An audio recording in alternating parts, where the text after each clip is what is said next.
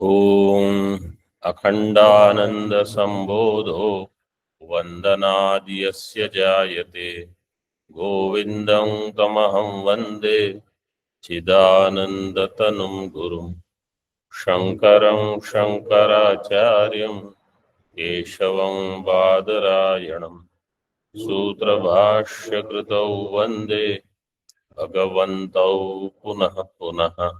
ईश्वरो गुरुरात्मेति मूर्तिभेदविभागिने व्योमवद्व्याप्तदेहाय दक्षिणामूर्तये नमः। ओम शांति शांति शांति। सर्व वेदांत सिद्धांत सार संग्रह मुमुक्षुत्वम, इसमें 4 प्रकार की मुमुक्षुता बताई गई है। सबसे प्रथम तीव्रतरा मुमुक्षा, इसका लक्षण क्या बताया? तापैहि त्रिभिः नित्यम अनेक रूपैहि संतप्यमानः शुभितांतरात्मा सर्वम परिग्रहम अनर्थ बुद्धिया जहाति। ये इसका लक्षण बताया। त्रिविध ताप से जो संतप्यमान है, सब कुछ छोड़ने की इच्छा है। और बुद्धि में चिंतन किस विषय का है? यही है कि संन्यास विधिवत ग्रहण, जहाति का अर्थ है सब छोड़ देना, विधिवत संन्यास ग्रहण करके गुरु उपसदन करके श्रवण करें। ये बुद्धि जिसकी है, ये है तीव्रतरा मुमुक्षा। माध्यमिक मुमुक्षा क्या है कि घर भी है, संसार भी चाहिए और मोक्ष भी चाहिए। तो ये सोचते हैं कि दोनों हो जाएंगे, तो दोनों नहीं होंगे, एक ही होगा, संसार ही मिलेगा। ये हकीकत है। मतलब जो सोचते हैं कि ज्ञान कर्म का हम कहीं कहीं समुच्चय कर लेंगे, तो नहीं होगा। ये माध्यमिक की मुमुक्षा है। मंदा मुमुक्षा तो जल्दी नहीं है, जिसको मोक्ष के लिए बहुत काल है। और अति मंदा में कहा कि जैसे मार्ग में चलते हुए किसी यात्री को कहीं कुछ मिल गया, बोले बहुत अच्छा है, नहीं मिला तो कोई आपत्ति नहीं, ऐसे कहीं मोक्ष ही मिल जाए। ये अति मंद विद्यार्थी हैं, इनको कुछ नहीं होगा। एक, जैसे हमारे हृदय में अग्नि होनी चाहिए कि अब छूटना है, और वो हमेशा जलती रहे, और उसको बचाए रखना है। तो जो ये कर सकते हैं, बाद में वो ये भी कर सकेंगे, ब्रह्माकार वृत्ति को बचाए रखना, क्योंकि उनका ध्यान बाहर नहीं है। उनका ध्यान यहाँ है कि मेरी अंदर की परिस्थिति क्या है, अंदर क्या चल रहा है, उनको ये हो जाए। जो बाहर यहाँ वहां अधिक ध्यान देते हैं, अथवा साधन भी ऐसे करते हैं जो बहिर्मुखता बढ़ा सकते हैं, उनको ये ब्रह्माकार वृत्ति सतत कैसे रहे, ये नहीं होगा। फिर ये जो शास्त्र में बताया है ना, जैसे चतुर्थ भूमिका, पंचम भूमिका, ये केवल पुस्तक में कुछ श्लोक है, वहीं तक रहेगा, हमारे जीवन में कभी नहीं घटेगा वो। हम इस पर चर्चा कर सकते हैं कि चतुर्थ भूमिका वाले ऐसे होंगे, पंचम भूमिका वाले वैसे होंगे। आप कौन सी भूमिका में जाने के लिए तैयार हो, और उसके लिए क्या प्रयास कर सकते हो, तो ये नहीं होगा फिर। तो जिनके ये बुद्धि है कि हाँ, परोक्ष ज्ञान से ही चतुर्थ पंचम षष्ठ भूमिका ठीक है, हमको कहीं कुछ करने की आवश्यकता नहीं, उनको कुछ नहीं होगा। जो बिल्कुल इसके लिए प्रयत्न करते हैं उनको होगा। टीका में अभी आगे देखिए, 234 के पश्चात 234 के बाद, तीव्रतराया मुमुक्षाया स्वरूपम उक्त्वा हेतु कार्ये दर्शयति जन्मानेक सहस्रेषु इति। तीव्रतरायाः मुमुक्षायाः स्वरूपम, तीव्रतरा मुमुक्षा उसका स्वरूप तो बता दिया। अभी उसमें हेतु और कार्य, हेतु स्वरूप कार्य तीन होते हैं, पहले भी हमने देखा है। तो स्वरूप बन हो गया। अब हेतु और कार्य बताते हैं। हेतु का अर्थ क्या है कि तीव्रतरा मुमुक्षा की उत्पत्ति कैसे हो, मैं तीव्रतर मुमुक्षु कैसे हो सकता हूं।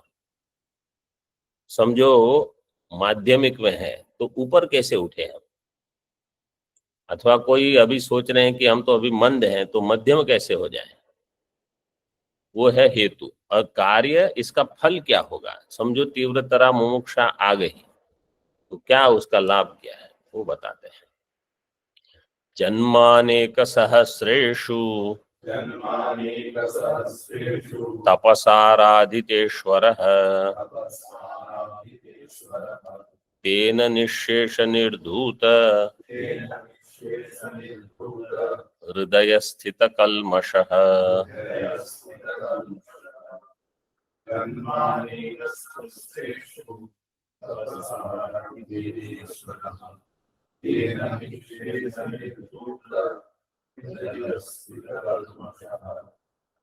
अनेक जन्म सहस्रेषु, जन्मानेक सहस्रेषु तपसाराधितेश्वरः बहुव्रीहि समास। निःशेष निर्धूत हृदय स्थित कल्मषः, ये भी बहुव्रीहि। तो तेन का अर्थ है तपसा आराधित ईश्वरेण निःशेष निर्धूत हृदय स्थित कल्मषः।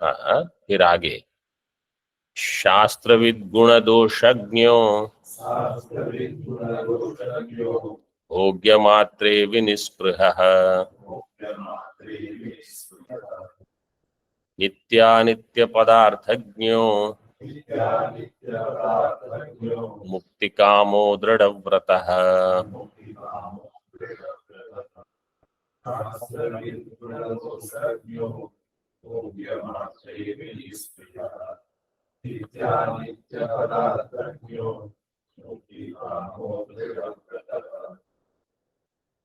तेन का अर्थ है केवल तपसा, इतना ले सकते हो। तपसा तृतीया में है, प्रथम पंक्ति में। आगे दिया है शास्त्रविद एक, इनके लक्षण बता रहे हैं। शास्त्रविद गुण दोषज्ञ दो, भोग्य मात्रे विनिस्पृह तीन, नित्यानित्य पदार्थज्ञ चार, मुक्ति काम पांच, दृढ़व्रत छह। सारे उसके विशेषण हैं। पूर्व श्लोक में विशेषण दिए आराधित ईश्वर और निःशेष निर्धूत हृदय स्थित कल्मष। आगे इस सब का विवरण देखते हैं। फिर निष्टप्तमग्निना पात्र मुद्वास्य त्वरया यथा जहाति गेहं तद्वच्च तीव्र मोक्षेच्छया द्विजः।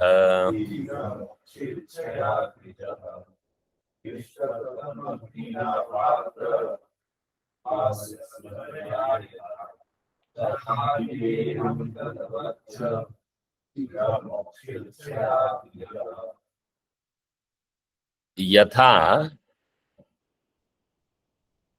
निष्टप्तम अग्निना पात्रम उद्वास्य त्वरया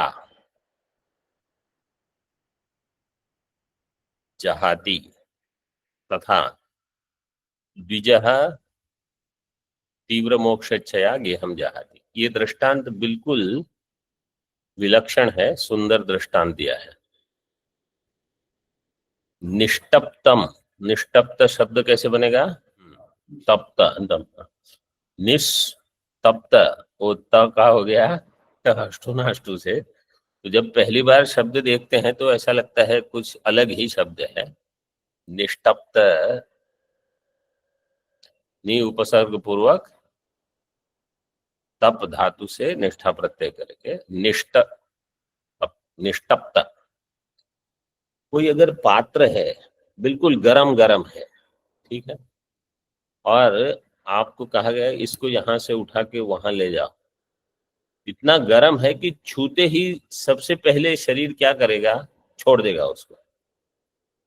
त्वरया पात्रम उद्वास्य त्वरया जहाती, और बुद्धि में ये संकल्प क्या करेगा, फिर से मैं इसको छूंगा नहीं, क्योंकि इतना गर्म है। जिसकी ऐसी बुद्धि हो ना संसार के प्रति कि इसको छू लिया, जल गया मैं, अब इसको छूंगा नहीं, इसको कहा तीव्र मोक्षा इच्छा। तो ये दृष्टांत पहले कभी नहीं सुना था। स्वामी विवेकानंद जी का प्रसिद्ध दृष्टांत है। किसी उनके शिष्य ने, किसी ने पूछा होगा कि मुमुक्षा क्या है, आप लोग बताते रहते हो। तो बोले स्नान को आना गंगा जी में। एक दिन स्नान में गए तो उस दबा दिया जल के अंदर। विवेकानंद जी थोड़े सशक्त थे, वो विद्यार्थी बेचारा अंदर सांस नहीं ले पा रहा था, हाथ पैर हिला रहा था, बोले छोड़ो मुझे। फिर थोड़े समय के बाद विवेकानंद जी ने खुद ने उनको छोड़ दिया, एकदम बाहर आके पहले थोड़ी सांस ली। फिर इतने क्रोध में था गुरु के प्रति, कि क्या कर रहे हो, बोले, तुमको मुमुक्षा क्या है वो जानना था ना, ये बता दिया मैंने। तो उसमें जब आप जल में थे तो क्या इच्छा थी कि इसे छूटे कैसे, ये जो इतना दबाव दिया है उससे छूटने की इच्छा। बोले ऐसी जब इच्छा हो ना तब आपका मोक्ष होगा, नहीं तो नहीं होगा। तो ये बिल्कुल स्पष्ट, ये जो दृष्टांत हैं वो दिखाते हैं कि तीव्र मुमुक्षा कैसी होनी चाहिए। मतलब हम श्लोक पढ़ लेते हैं, लेकिन ऐसी इच्छा हो, उस व्यक्ति का मानस कैसा होगा, मतलब उस समय आप और कुछ सोच नहीं सकते। अब 235 से देखे, श्लोक में पहले कहा जन्मानेक सहस्रेषु, अनेक जन्म सहस्र, मतलब एक जन्म की ये यात्रा नहीं है, बहुत जन्मों से जो चलता रहता है। क्या? तपसा आराधित ईश्वर, आराधितो ईश्वरो ये न सह आराधित ईश्वर, जिसने ईश्वर की बहुत आराधना की है अनेक जन्म में। तो भक्ति, श्रद्धा इत्यादि सद्गुण जिसमें है, इससे क्या होगा, निशेष निर्धूत हृदय स्थित कल्मषः, हृदय स्थित हृदय स्थित, निशेष निर्धूता हृदय स्थित कल्मषाः यस्य सह निशेष निर्धूत हृदय स्थित कल्मष, जिसके हृदय स्थित कल्मष का अर्थ है पाप की वृत्तियां, दुर्गुण कहो। और पाप की वृत्ति जैसे एक सहज वृत्ति हो जाती है कि ये गलत कर सकते हैं, अथवा ये कहीं झूठ बोल दिया चल जाएगा, ये सब वृत्तियां छूट जाए, वो है निशेष निर्धूत हृदय स्थित कल्मष। शास्त्रविद, शास्त्रविद शब्द से वेद शास्त्र का अध्ययन जिसने किया हो, आपातत रूप से वेदांत का अध्ययन जिसने किया हो, मतलब कुछ श्रवण किया है यहाँ वहां, अथवा पुराण आदि, रामायण आदि इनका श्रवण जिसने किया है, तो कुछ तो भक्ति बढ़ गई है, वैराग्य बढ़ा है। गुण दोषज्ञ है, गुण दोषज्ञ है, जो गुण और दोष को जानता है कि संसार में पढ़ना ये दोष है और ब्रह्म ज्ञान के लिए प्रयास करना ये गुण है। तो ऐसे इसका अर्थ टीका में ऐसे किया है, अथवा दैवी संपत्ति जो है वो गुण है और आसुरी संपत्ति है वो दोष है। दैवी संपत्ति क्या है, किसी को याद है? गीता में जो दिए हैं, अभयम सत्व संशुद्धि ही ज्ञान योग। हाँ,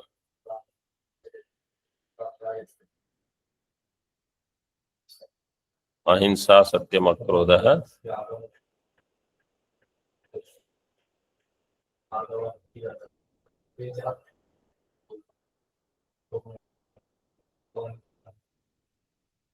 ये यहाँ तक दैवी संपत्ति 3 श्लोक है 16वें अध्याय के प्रथम 3 श्लोक।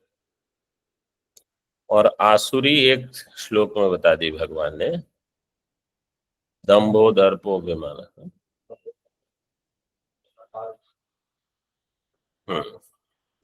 दंभ, दर्प, अभिमान, क्रोध, पारुष्यम और अज्ञानम, ये सब आसुरी संपत्ति।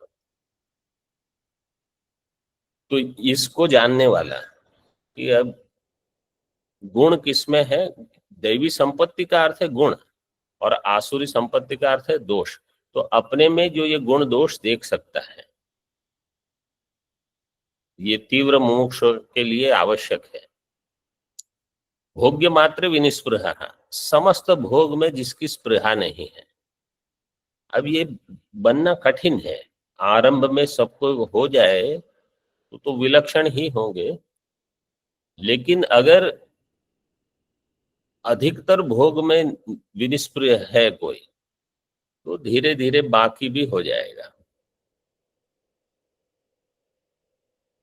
ये शास्त्रविद में मैं सोच रहा था कि जब शास्त्र में बताते हैं वेद वेदांग अध्ययन, एक जन्म में ऐसा कोई व्यक्ति अथवा महात्मा हो जिसने वेदांग, वेद सहित वेदांग एक ही जन्म में अध्ययन कर लिया हो और उसी जन्म में फिर संन्यास लेकर वेदांत का भी अध्ययन करे, तो बहुत ही विलक्षण होगा। मतलब अगर कोई ऐसे जानते हो, क्योंकि शिक्षा, कल्प, व्याकरण, निरुक्त, छंदस, ज्योतिष, ये सब वेदांग पढ़ लेना, फिर होते होंगे शायद, लेकिन फिर इतना वेद का अध्ययन नहीं होता, पूर्व मीमांसा वगैरह छूट जाते हैं। पहले होता होगा जो बचपन से ही गुरुकुल में रहते हैं, अधिक समय और संप्रदाय से जुड़े रहते हैं, उनका होता होगा। अब तो बहुत कठिन है। भोग्य मात्र विनिस्पृह, नित्यानित्य पदार्थज्ञ, नित्य अनित्य पदार्थ को भी जानने वाला। पहले गुण दोषज्ञ, फिर नित्यानित्य पदार्थज्ञ। मुक्ति काम, मुक्ति काम यस्य स मुक्ति काम, मुक्ति ही कामना है जिसकी। और दृढ़व्रत, दृढ़व्रत जो मार्ग में एक बार आरंभ करता है, वो अब इसको नहीं छोड़ेंगे। ऐसे ऐसे नहीं कि ढीले ढाले हैं और कुछ कर लिया कुछ छोड़ दिया, बिल्कुल पकड़ के रखना, दृढ़व्रत। और अंत में दिया कि तीव्र मोक्ष इच्छा कैसी हो, निष्ठतम अग्निना पात्रम उद्वास्य, उद्वास्य उद उपसर्ग पूर्वक, हाँ तो क्या है, वस, फिर वस, निच और प्रत्यय। वस, णिच और ल्यप। णिच करने से वास, वास से हुआ, और ल्यप का यकार, पात्रम उद्वास्य। जैसे ही गरम पात्र को उठाया त्वरया जहाती, ऐसे जिसको गृह छोड़ने की इच्छा हो, तद्वत गेहम जहाती, तीव्र मोक्षेच्छया। टीका, जन्म अनेक सहस्रेषु अनेकानि असाधारण असाधारणानि असमानानि सहस्राणि अनेक सहस्राणि। अनेक असाधारण सहस्राणि, ये पहले अनेक सहस्र का समास किया, आगे जन्मनाम अनेक सहस्राणि, जन्मानेक सहस्राणि। अनेक सहस्र जन्म, अनेक का अर्थ है असाधारण, एक से अधिक। तेषु जन्मानेक सहस्रेषु तपसा आराधित ईश्वर। अब इसमें तप क्या है, इसमें भी प्रश्न होगा।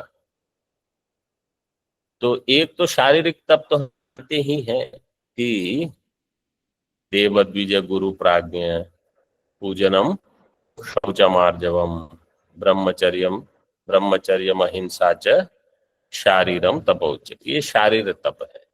इतना हम करते रहेंगे, ठीक है, अच्छा है। और कुछ जैसे तीर्थ क्षेत्र में जाना, घर पर कुछ नियम से जीवन जीना, ये सब भी तप है, जब तक घर छोड़ा नहीं है तब तक। महाभारत में शांति पर्व में भगवान वेद व्यास जी ने कहा मुमुक्षु के लिए तप क्या है। कोहम कस्य कुतो वेति कह कथम वा भवेदिति प्रयोजनमतिर्नित्यम एवं मोक्षाश्रमी भवेत। ये शांति पर्व में श्लोक है। को हम ये विचार करें कि मैं कौन हूं। कस्य कस्य अहम, मैं किसका हूं। कुतो हम, जैसे भजगोविंद में कहा को हम क्या है, कस कस्तम को हम कुत आयात है कामे जननी को में तात, सर्वमसारम, हाँ, विश्वम त्यक्त्वा स्वप्न विचार। जब हम अध्ययन कर रहे थे तो कांची कामकोटि के जो अभी पीठाधीश्वर जो है उनके पहले वाले जयेंद्र सरस्वती महास्वामी, उन्होंने इस श्लोक पर बताया था, विश्वम त्यक्त्वा स्वप्न विचारम, इसके ऊपर अधिक जोर दिया था। तो लेकिन ये वही है कि मुमुक्षु काल में यह चिंतन हो, हम कस्य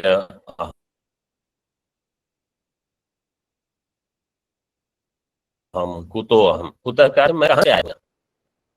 तो पूर्व जन्म के साथ अन्य को भी हम जोड़ देंगे कि यह जीव कहीं और थे अब यहाँ पहुंचे हैं, कहीं और जाएंगे। हम कहीं और थे यहाँ पहुंचे हैं, अब कहीं और जाएंगे। ऐसे चलते रहेगा। तो इसलिए भिन्न भिन्न प्रकार की बुद्धि को लेकर सब इकट्ठे हुए हैं। जब तक कर्म संबंध है साथ में रहेंगे, कर्म संबंध छूटेगा सब चले जाएंगे। कह कथम वा भवेदिति, प्रयोजन मति ही, प्रयोजन मति ही, कह प्रयोजन, कि मेरा प्रयोजन क्या है यहाँ।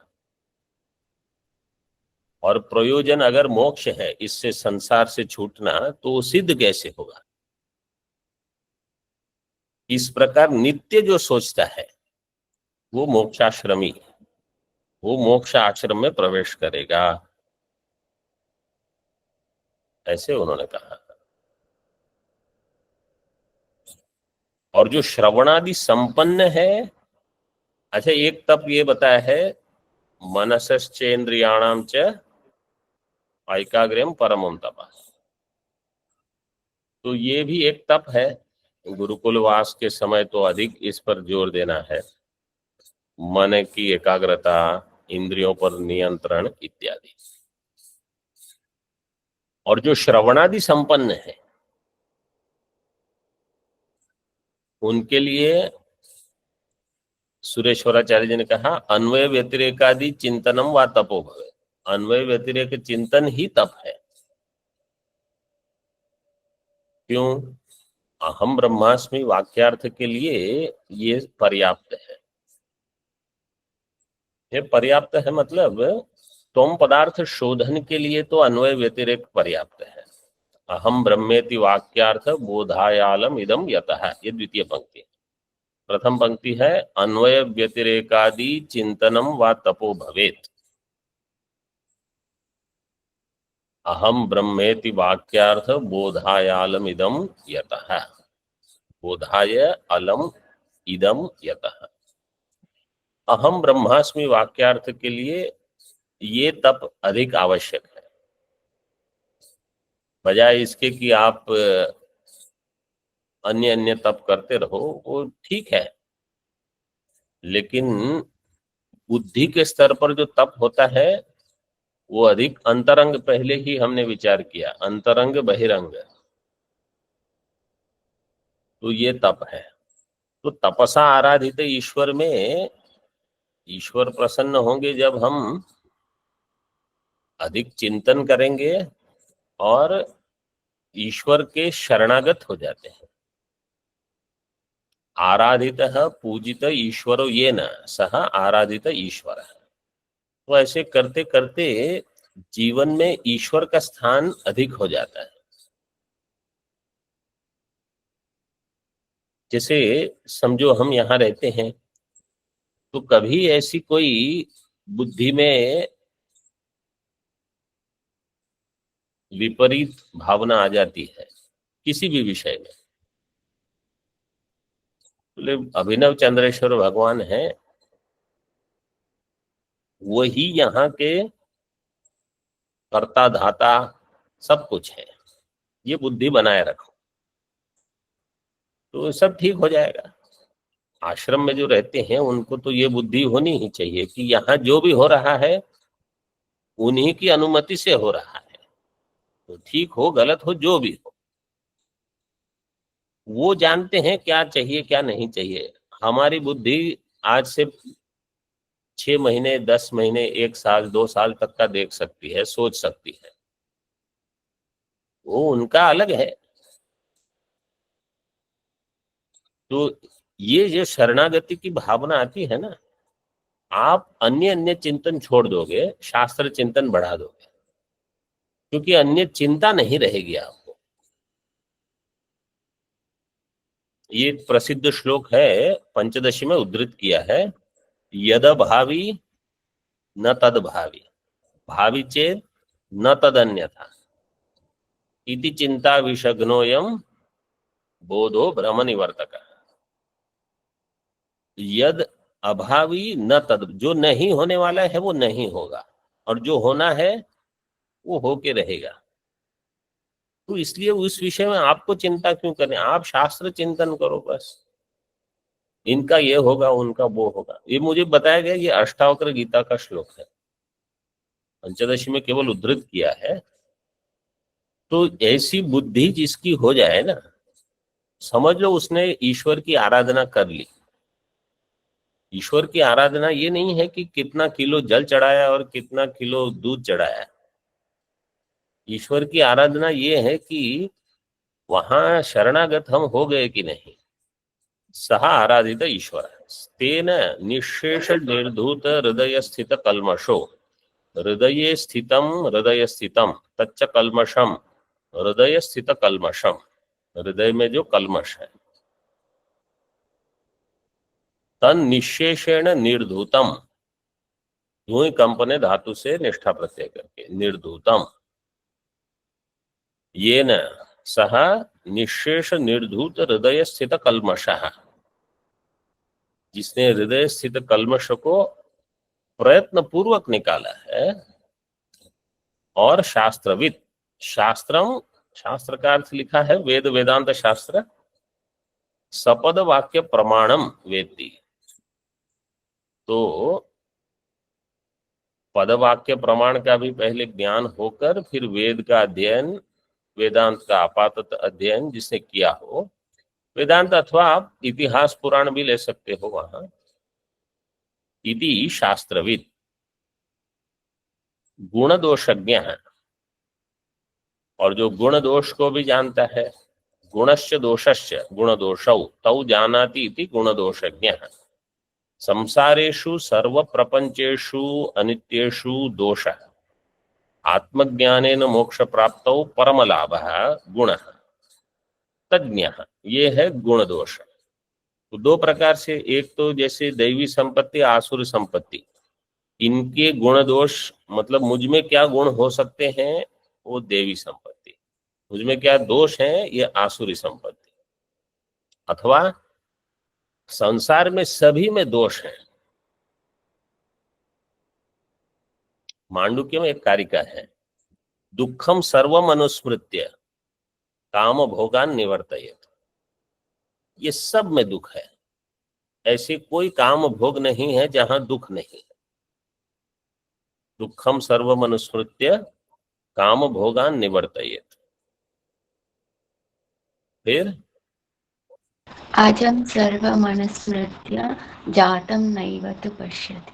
अजम सर्वम अनुस्मृत्य, और सब अज है, जन्म ही नहीं हुआ है किसी का, ब्रह्म ही है मात्र। अजम सर्वम अनुस्मृत्य जातम नैव तु पश्यति, उत्पत्ति ही नहीं है, न निरोध न उत्पत्ति। बहुत ऊंची कक्षा है वो, लेकिन दुखम सर्वम अनुस्मृत्य ये चिंतन कर सकते हैं।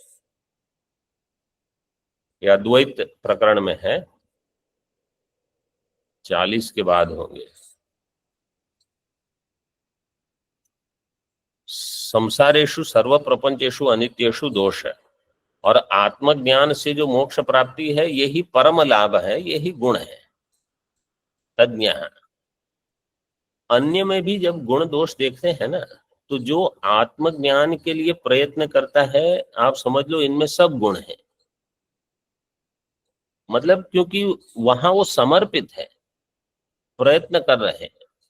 और जो संसार में प्रपंच में यहाँ वहां कुछ करके कुछ अन्य प्रकार से गुण प्राप्त कर रहे हैं, ये गुण भी दोष ही है। इसमें क्या लाभ है? तज्ञ भोग्य मात्रे विनिस्पृहा विनिर्गता स्पृहा ऐषणा। देखो अभी ऐषणा त्याग, विनिर्गता स्पृहा ऐषणा यस्य सह विनिस्पृहा। भोग्य मात्रे, भोग्य मात्र में जब हो जाए,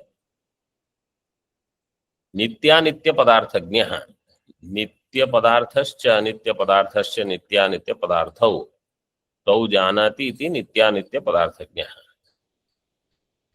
नित्य ब्रह्म है, तद व्यतिरिक्तम सर्वम अनित्यम। ये बोध हमेशा जिसको बना रहे कि बाकी सब अनित्य ही है, चाहे आप कितना भी पकड़ो, कितना भी संभालो, वो छूट जाएगा। एक दृष्टांत, बहुत सुंदर दृष्टांत, जिसे जल, गंगा जी का प्रवाह है समझो। आपने प्रवाह में हाथ डालकर एक मुट्ठी में जल इकट्ठा करने का प्रयास किया, मैं जल को पकड़ लूंगा, क्या होगा? वो कुछ नहीं रहेगा। ये अनित्य वस्तु का स्वभाव ही ये है, आप चाहे कुछ भी कर लो वो छूट जाएगा। आपके पास वो नहीं रहेगा, मतलब नहीं रहेगा। इसी को कहा अनित्य। अब चाहे वो 2 घंटे में हो, चाहे 20 साल के बाद हो, उसका स्वभाव यही है। तो अगर कोई हम ऐसी कल्पना में जीते हैं कि मैं अनित्य वस्तु को खुद अनित्य होकर पकड़ के रखूंगा, तो वो व्यर्थ प्रयास है, वो छूट जाएगा, फिर आपको दुख होगा। उससे पहले जितना समझ लो अच्छा है। मुक्ति काम है, मुक्ति है नहीं, मुक्ति ही कामो अभिलाषा यस्य अस्ति सह मुक्ति काम है। प्रथमा में होगा, बहुव्रीहि जब करते हैं तो प्रथमा में। मुक्ति ही कामो यस्य, मुक्ति ही कामना है जिसकी, मुक्ति ही अभिलाषा है जिसकी, वो है मुक्ति काम। दृढ़व्रतः स्थिर संकल्प युक्त, जिसको स्थैर्यम कहा है ना, अमानित्वम अदम्भित्वम स्थैर्यम। वो जो स्थैर्यम है वो स्थिर संकल्प युक्त, दृढ़व्रत। कि स्थिरता अगर नहीं हो, जैसे कोई अगर ये कहता है कि मेरा कुछ ठिकाना नहीं, मैं कब तक यहाँ रहूंगा, कभी वहां चला जाऊंगा, फिर कहीं वहां चले गए, फिर ये किया वो, तो आप क्या अध्ययन करोगे? स्थैर्य ये होना चाहिए कि चाहे कुछ भी हो जाए हम एक जगह रहेंगे और अध्ययन करते रहेंगे, क्योंकि इस ब्रह्मांड में कोई ऐसी जगह नहीं है जहां कुछ न कुछ चलता न रहता हो। चाहे कुछ राग हो, द्वेष हो, कुछ हो, किसी न किसी के साथ संबंध में कुछ न कुछ तो होगा ही होगा। अब आप कितनी जगह घूमते रहोगे और जहां जाओगे वही होगा। क्यों? आप अपना प्रारब्ध लेके जा रहे हो, तो जहां पहुंचोगे वो प्रारब्ध तो पहले से खड़ा है। तो ये नहीं सोचना कि इनके कारण कुछ हो रहा है इसलिए मैं यहां से जाऊंगा, उनके कारण ये ऐसे हैं वो वैसे, अथवा जब ये जाए तो सब ठीक हो जाएगा, वो जाए तो सब ठीक हो जाएगा। ये सब वेदांती जो है वो ऐसे चिंतन नहीं करते हैं।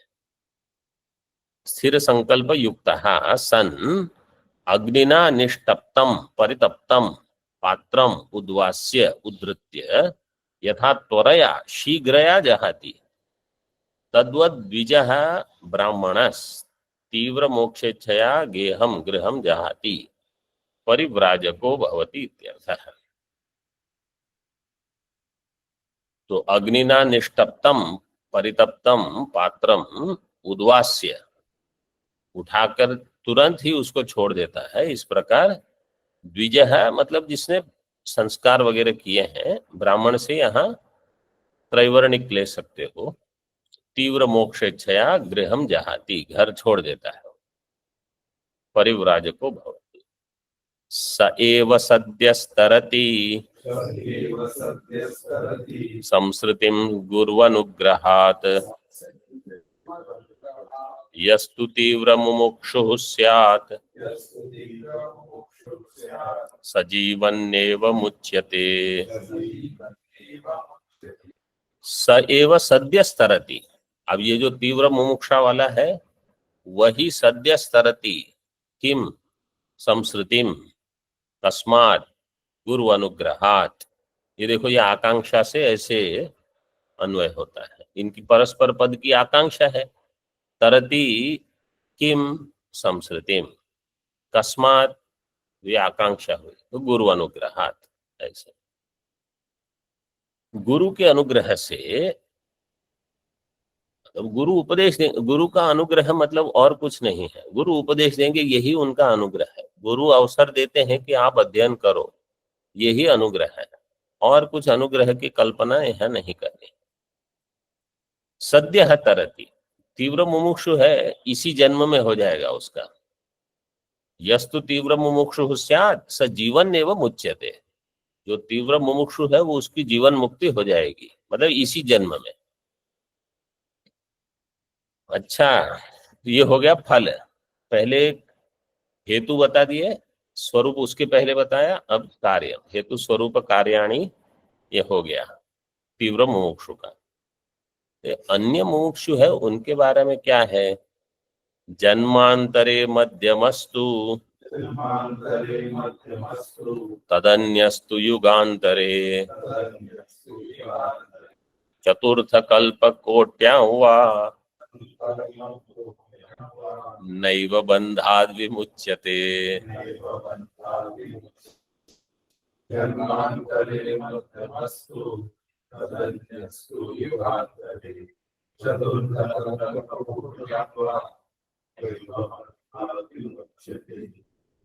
जन्मांतरे तु मध्यमः, मध्यम मतलब मध्यम मुमुक्षा जिसकी है, माध्यमिकी जो कहा था, जन्मांतर में उसका हो जाएगा, मतलब इस जन्म में तो नहीं होगा।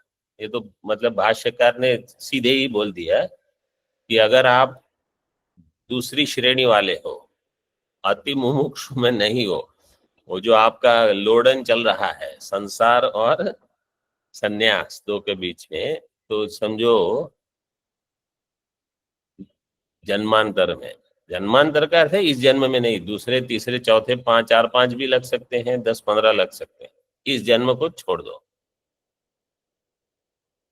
फिर तद अन्य कहा, मंद को कहा युगांतर।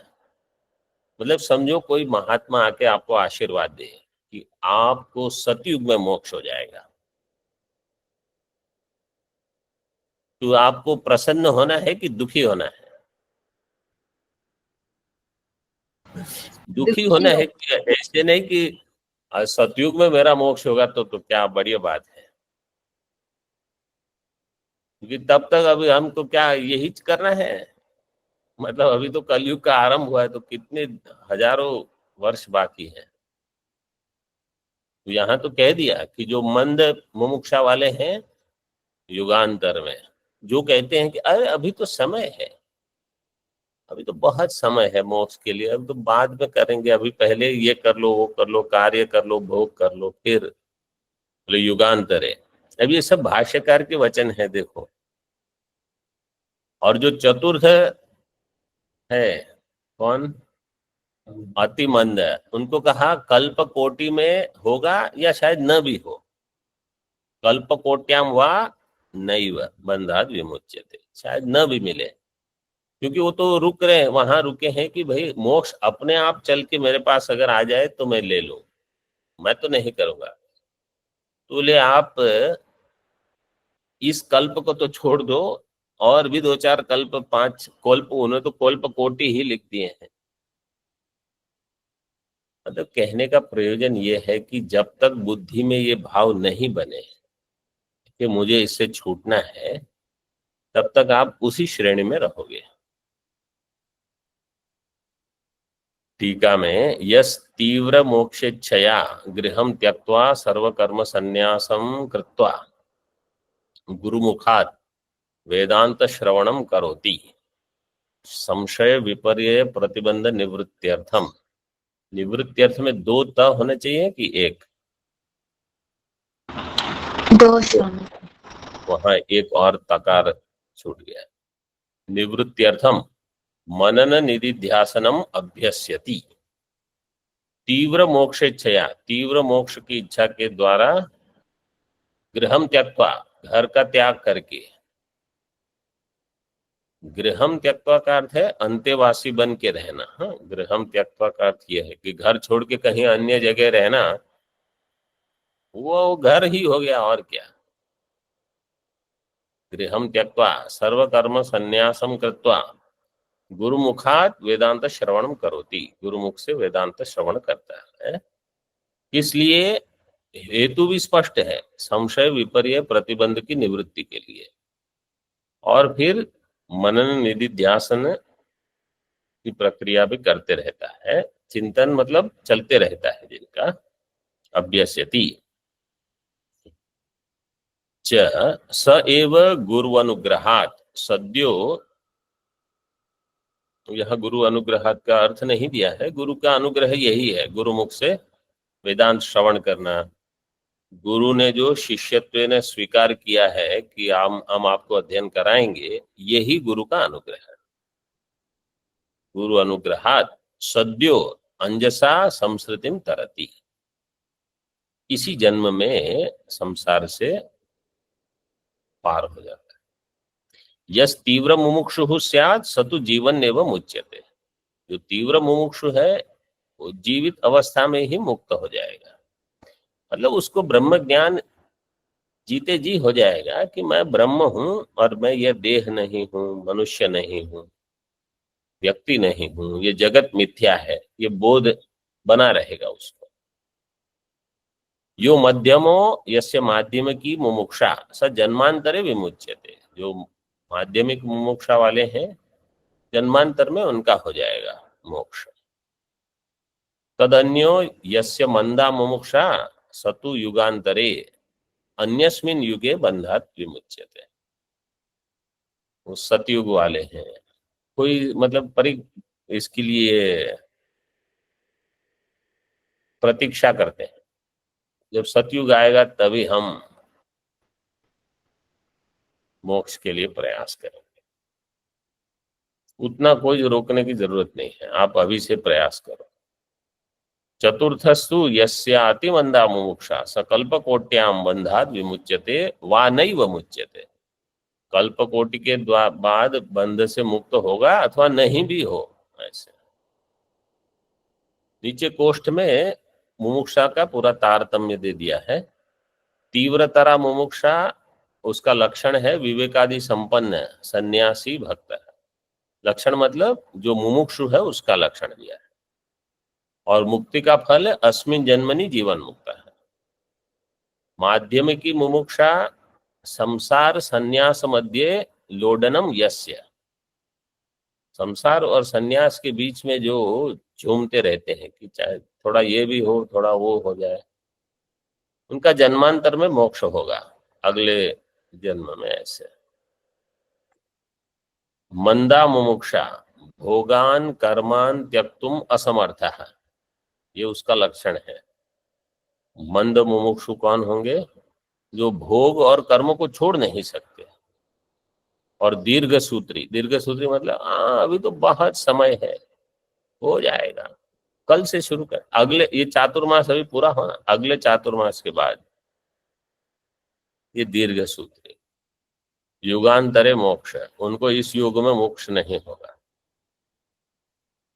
अतिमंदा मूढ़ो अलसो अप्रयत्नवान, जो प्रयत्न नहीं करते, आलसी बिल्कुल। कल्पकोट्याम वानवा। एक श्लोक और देख लेते हैं। ये विवेक चूड़ामणि में ही जो श्लोक था उसी का रूप दिया है, देखिए पढ़ने से समझ में आ जाएगा। नृजन्म जंतो रति दुर्लभम विदुष ततोपि पुंस्त्वं च ततो विवेकः लब्ध्वा तदेतत्त्रितयं महात्मा यतेत मुक्त्यै सहसा विरक्तः।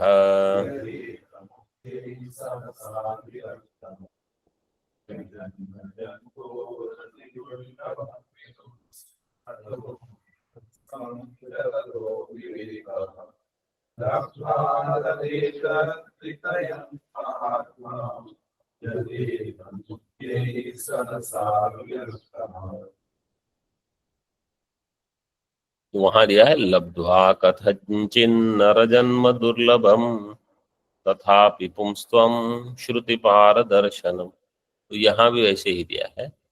पहले जंतु नाम नर जन्म, तो देखो जंतो हो नृजन्म अति दुर्लभ, ये मनुष्य जन्म ही दुर्लभ है। अति दुर्लभम विदुः ततोपि पुंस्त्वम, क्या है वो श्लोक? जंतु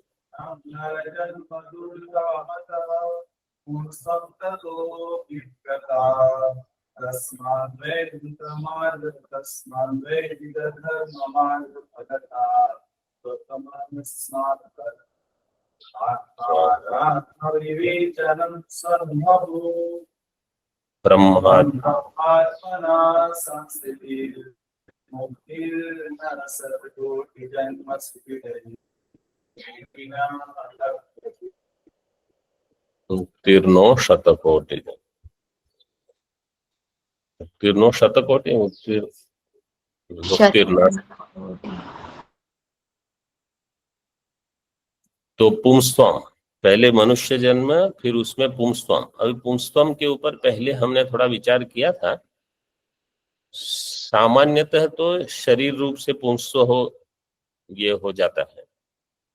पुंस्त्व का अर्थ ये भी है कि जिस चीज को छोड़ना हो, मतलब या तो हमने समझ लिया कि इसको छोड़ना है, अथवा किसी शास्त्र ने अथवा गुरु ने बता दिया कि इसको छोड़ना है, वो छोड़ने की बुद्धि में इतना सामर्थ्य हो कि हम तुरंत उसको छोड़ दें। जैसे कभी कभी क्या होता है, बुद्धि में समझो कोई विचार आरंभ हुआ, बिल्कुल अनात्मा का विचार, ये ऐसा है वो ऐसा है, कुछ कुछ कुछ, अब वो चिंतन चल रहा है। कहाँ बैठे हो? बोले हिमालय में, ऋषिकेश में, आश्रम में है, गुरुकुल में। चिंतन क्या चल रहा है? इसका उसका कुछ विषय का। अगर उस समय ये बुद्धि बन रही है कि ये सब छोड़ के हमको ब्रह्म चिंतन करना है, हम यहाँ क्यों हैं, रोटी क्यों खा रहे हैं? रोटी इसलिए खा रहे हैं कि ब्रह्म चिंतन कर सके। अन्नपूर्णे सदापूर्णे शंकर प्राणवल्लभे ज्ञान वैराग्य सिद्ध्यर्थम भिक्षा। भिक्षा किस लिए है? ज्ञान वैराग्य के लिए। और अन्य चीज की चिंतन करना है तो भिक्षा क्यों, आप कमाओ और खाओ। तो पुंस्व का अर्थ ये है कि जिसको छोड़ना है बुद्धि में से उसको तुरंत फेंक देना, ये विचार नहीं करना है। ये सामर्थ्य जिसमें है उसको कहा पुंस्व। जिसमें सामर्थ्य नहीं है, वो चाहे किसी भी शरीर में हो, उनका मन बस उसी विचारों में रहता है, आगे नहीं बढ़ सकते हो। तो ये आवश्यक है। जब ये होगा तब विवेक आएगा। ततो विवेक। महात्मा तद एतत् त्रितयम् लब्ध्वा सहसा विरक्तः मुक्त्यै यतेत। महात्मा जो होगा वो एतत् त्रितयम् लब्ध्वा, तो तीन क्या कह दिए, मनुष्यत्वम, लेकिन यहाँ वो नहीं दिए मनुष्यत्व मुमुक्षुत्व महा। यहाँ कैसे दिया है, मनुष्यत्व पुस्त्वम पुंस्त्वम और विवेक,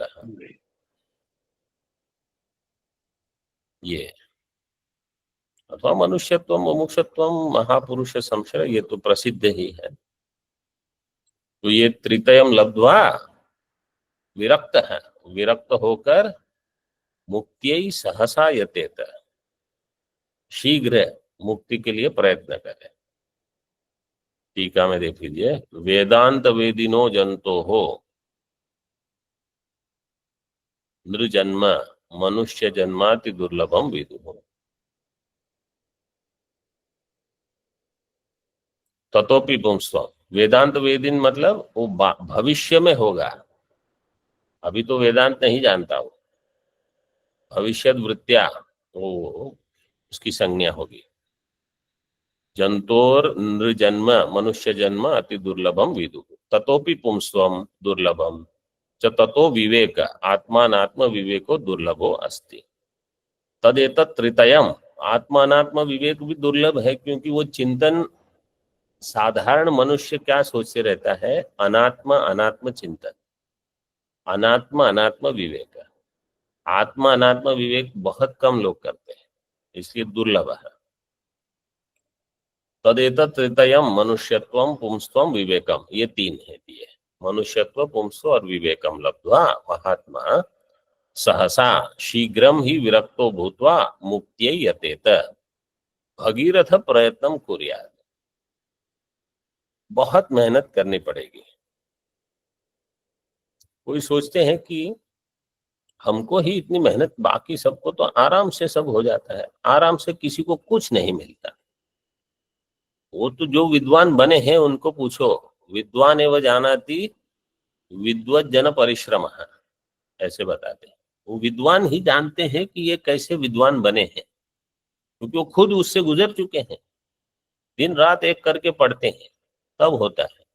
ऐसे ही कुछ हो जाए तो पुरुषार्थ का कोई महत्व ही नहीं रहेगा। ओम पूर्णमदः पूर्णमिदं पूर्णात् पूर्णमुदच्यते पूर्णस्य पूर्णमादाय पूर्णमेवावशिष्यते। ओम शांति शांति शांति। शंकरं शंकराचार्य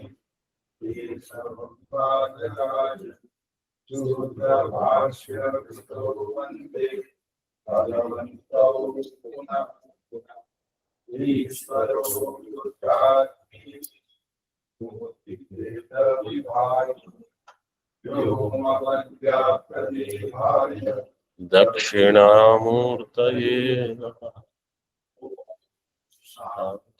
प्रणाम स्वामी जी।